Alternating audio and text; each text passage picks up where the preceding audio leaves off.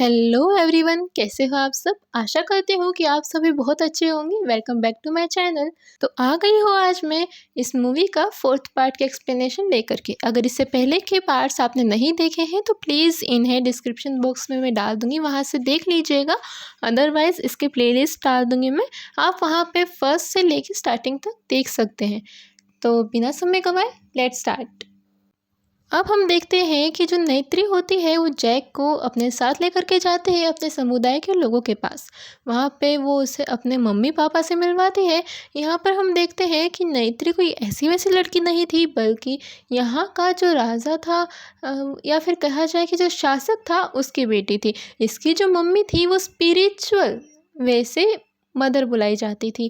Actually इसकी जो mummy थी वो अपने पूर्वजों का जो पेड़ था उससे कनेक्ट थी, एंड वो किसी को भी देख के ये बता सकती थी कि उसकी आत्मा कितनी ज़्यादा पवित्र है। और एक भविष्यवाणी हुई थी जिसके तहत इन्हें लग रहा था कि जो जैक है वही वो इंसान है जिसके लिए भविष्यवाणी हुई थी।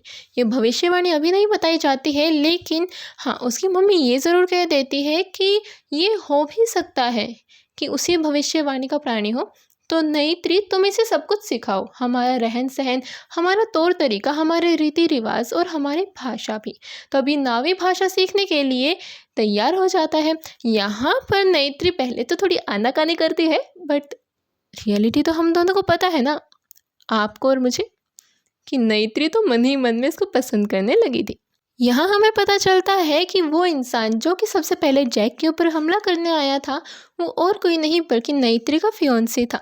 जी हाँ, ये वो इंसान था, इंसान कहूँ या अवतार, ये वो था जिसका नेत्री के साथ शादी होने वाली थी। इसका मंगेतर था।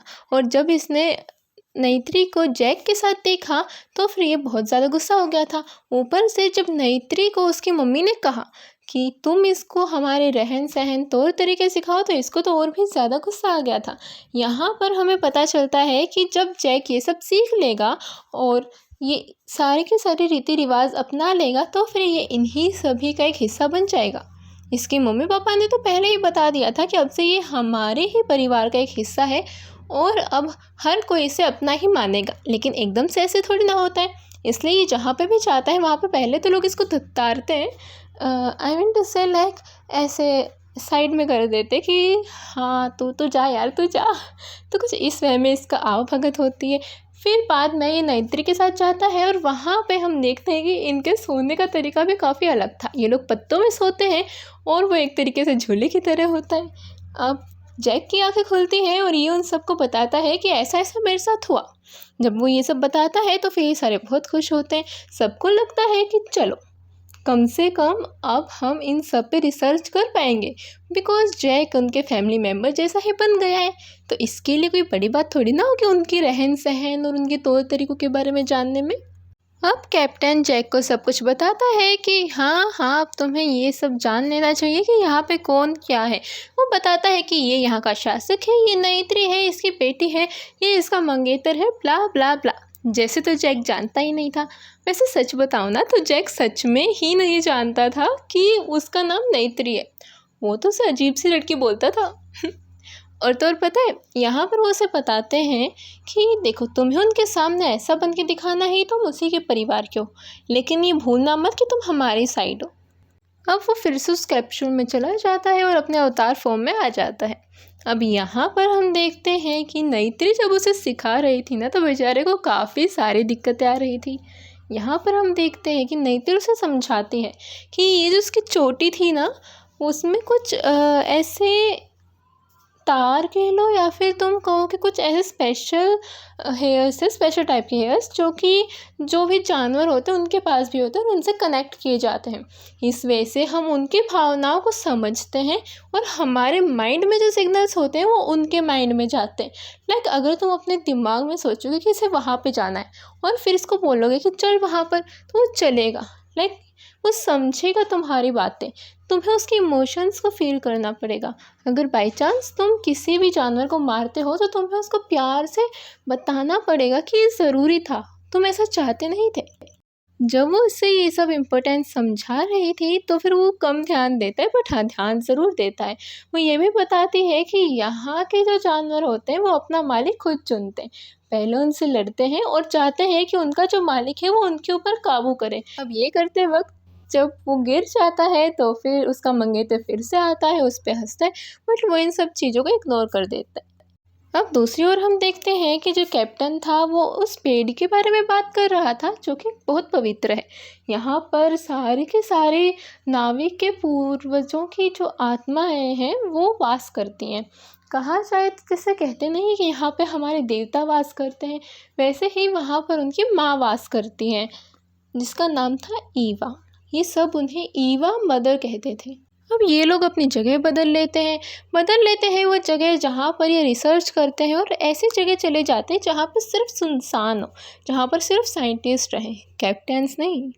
क्योंकि वो जो लेडी साइंटिस्ट थे वो ये बात समझती थी कैप्टन सिर्फ और सिर्फ तबाही चाहता है। यहाँ पे हमें पता चलता है कि हम जो सोच रहे थे, जो समझ रहे थे, वो सच नहीं था।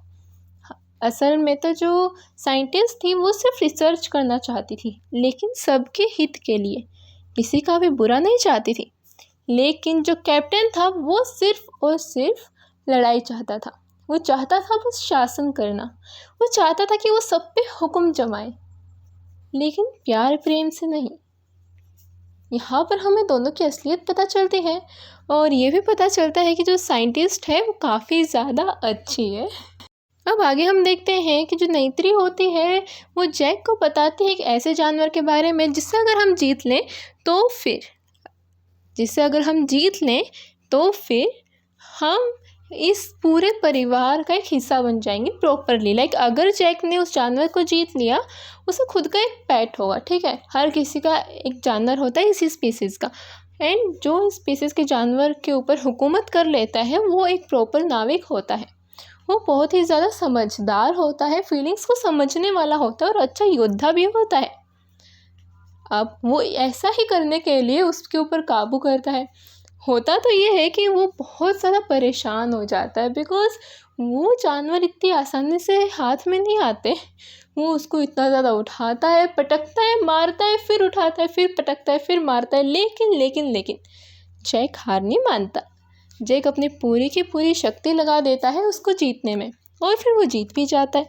एंड यहाँ पर हम देखते हैं कि नेत्री और जैक के बीच में भी काफ़ी अच्छा बॉन्ड बन जाता है, और अब यहाँ के लोग इसे अपना भी मान लेते हैं, इसको अपनी फैमिली के अंदर का ही एक मेंबर मान लेते हैं, और सारे के सारे मिलकर जश्न मनाते हैं। और जब इन दोनों के बीच काफ़ी अच्छा बॉन्ड बन जाता है तो फिर ये एक दूसरे के ऊपर विश्वास करने लग जाते हैं। एंड देन समझ जाइए